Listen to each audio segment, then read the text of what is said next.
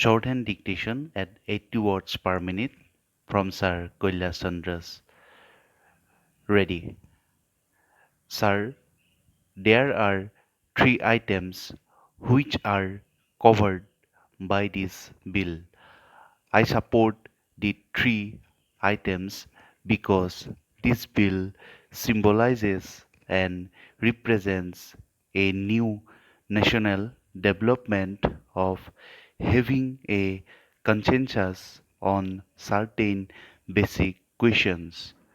It is also a happy augury that the approach is not a negative approach and it is not being said that the preamble of the Constitution in so far it has been changed by the 42nd Amendment in respect of its secular or socialist character shall go.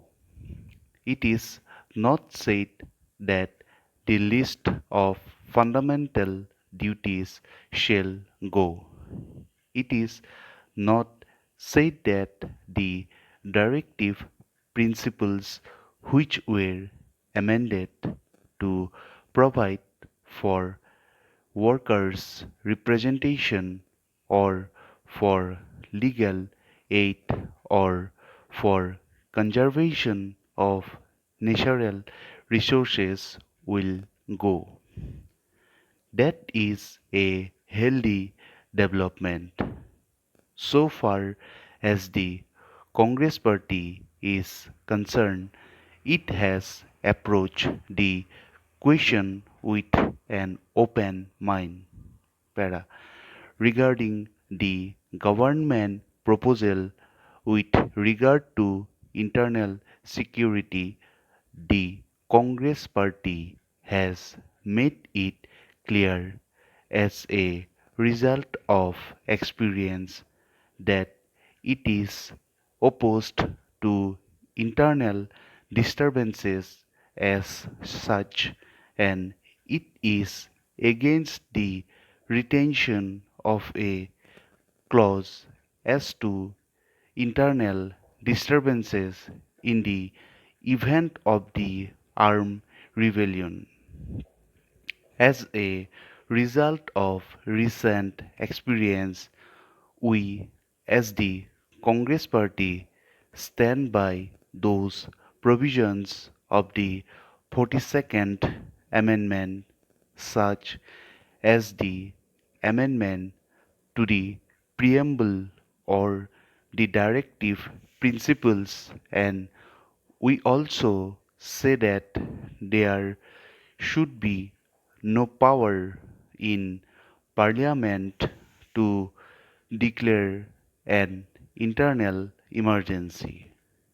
But I would like the Law Minister to consider this question not merely from the point of view of the 42nd Amendment, but from the point of view that the Constitution should become a dynamic instrument of socio-economic change to deal with the basic questions that are before the nation.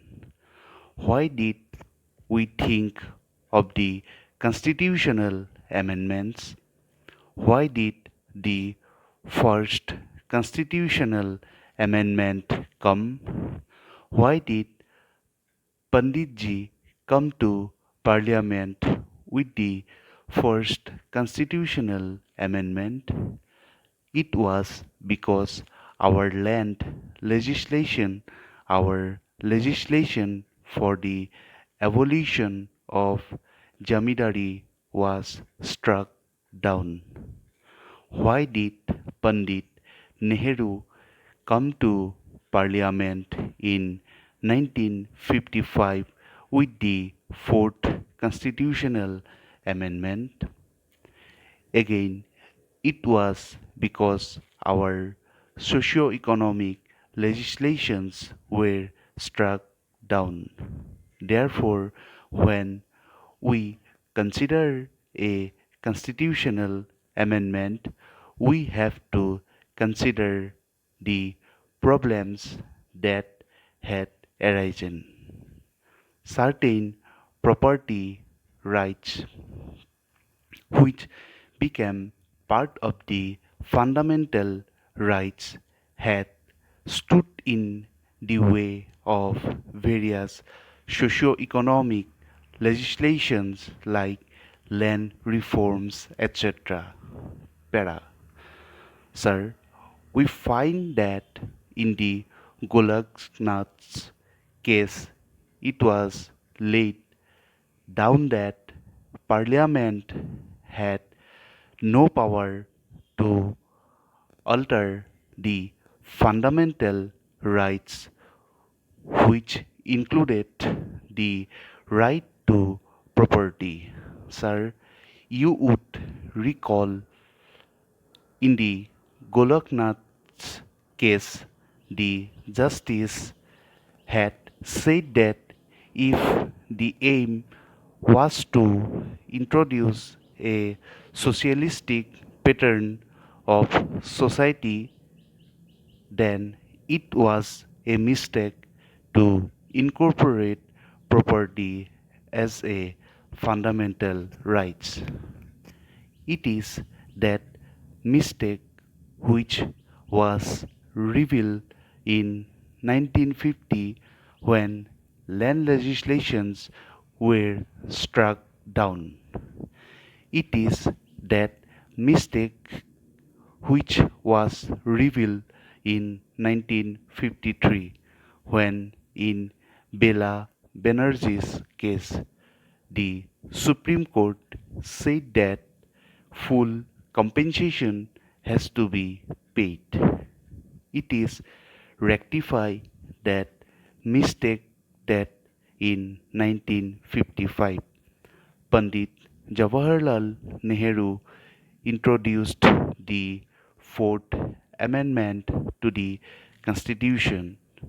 It is that mistake that resulted in the setting aside by the Supreme Court in February 1970 of the Banks Nationalization Act. It is that mistake that resulted in setting aside in December 1970 of the provision for the abolition of the private purchases. Para. Today, sir, when we discuss this question, we have to discuss the basic question of the conflict that arose as a result of Golaknath's case, by which the property rights became supreme and by which the power of Parliament to amend was nullified. With regard to that, we must have a fresh look. The Supreme Court, in that important case, tried to take a second look and overruled the Goloknath's case, and that there is a concept of the basic structure of the Constitution. What happened in the Goloknath's case? Parliament's rights to amend the Constitution, the fundamental right was taken away.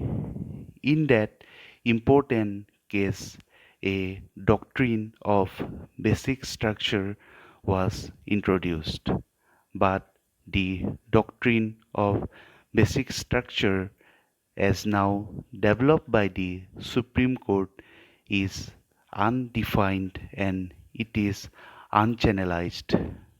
The question has now come before the Parliament to finally decide on these basic questions. First, we have to decide what is the basic structure. There has been two urges before the Parliament. One is the socialist urge to fight against inequality and to introduce socio-economic legislation. The obstacle here has been the fundamental right to property. There is another urge of Parliament, that is the democratic urge to preserve life and liberty. This should also be given place in our Constitution by the Indian Parliament. The property right which stood in the way of bank nationalization stood in the way of abolition of the privy purchases and also stood in the way of abolition of the jamidari system that has to go in totality. Thank you.